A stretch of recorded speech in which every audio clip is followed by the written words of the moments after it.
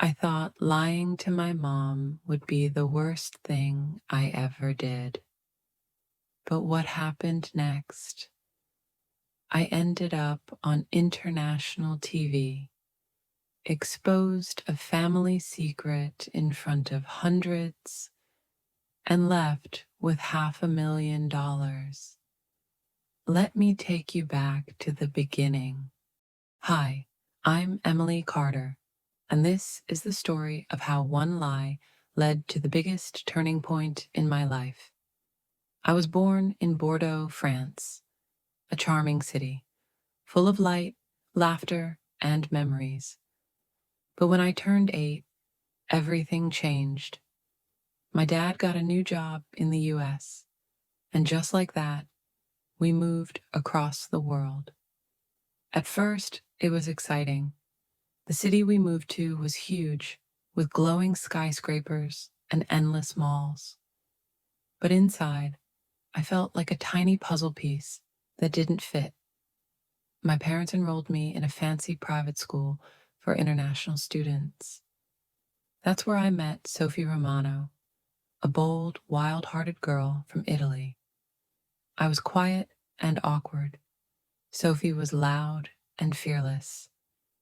We were total opposites, but instantly inseparable. We sat together on the school bus, did homework side by side, and even signed up for art classes. It felt like having a piece of home with me. But my mom? She didn't approve of Sophie at all. "She's not refined," Mom would whisper. "Try spending time with girls whose families actually have class." But I didn't care. Sophie was my real friend, my safe place. One evening, I invited her to dinner without telling Mom. And when Sophie arrived, my mom humiliated her at the table. "Sophie, your mother's a saleswoman, right? Do you even have dinner every night, or is it too expensive?" I froze. Sophie stayed calm, but her eyes said it all. "We may not have fancy dinners, but we have each other. What's the point of luxury if there's no love?" After that, Mom made it clear Sophie wasn't welcome.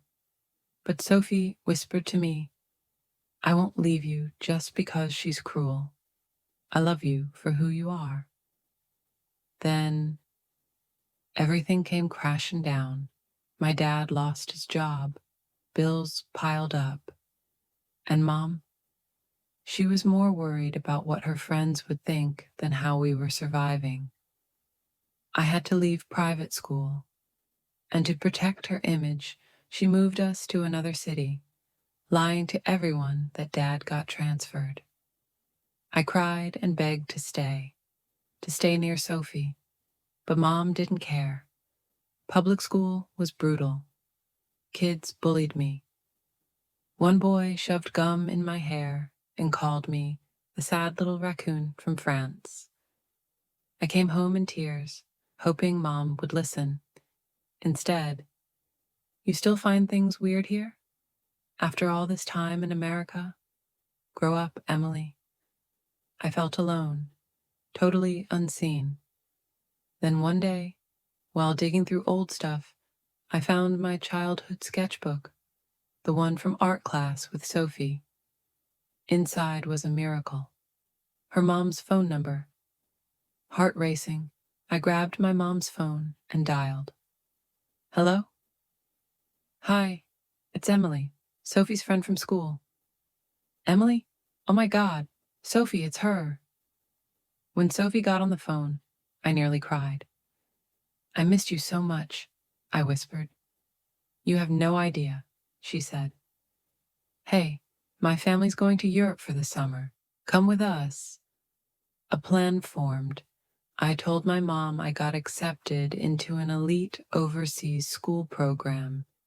She practically exploded with pride and bragged to all her friends.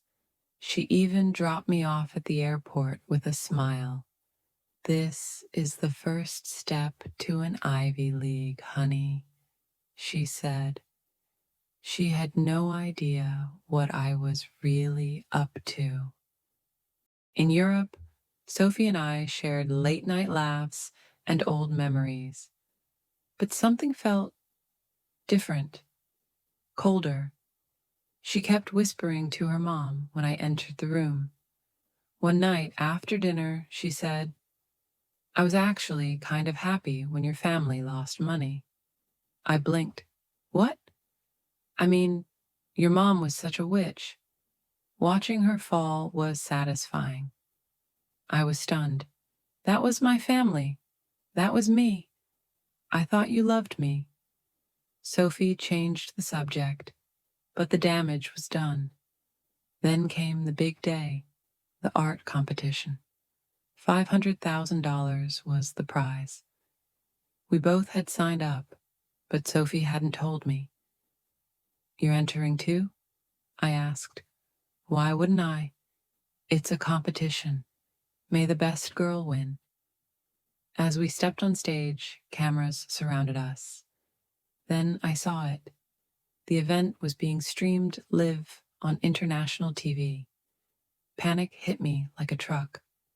Oh no, my mom's going to see this. I lied to her, and now I'm on television, with Sophie of all people. But I couldn't back down. I painted like I'd never painted before. Poured every emotion, pain, joy, loneliness, onto that canvas. Back home, my mom nearly dropped her coffee when she saw me on TV.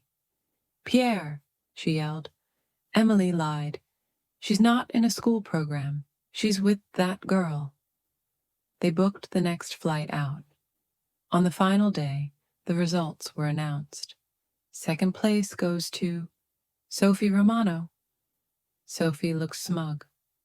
And first place, the grand winner, is Emily Carter. I couldn't believe it.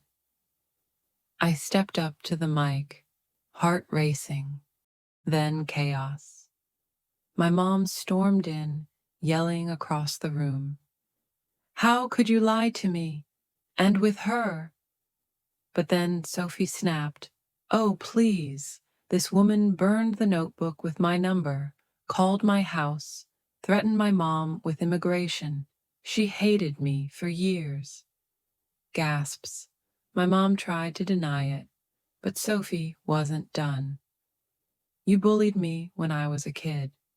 You used fear to control Emily, and now you're losing again. I looked at Mom. You've been so obsessed with appearances. You forgot what love even looks like. I'm taking the prize money, and I'm leaving with Dad. You need help. She screamed something behind us, but I didn't turn back.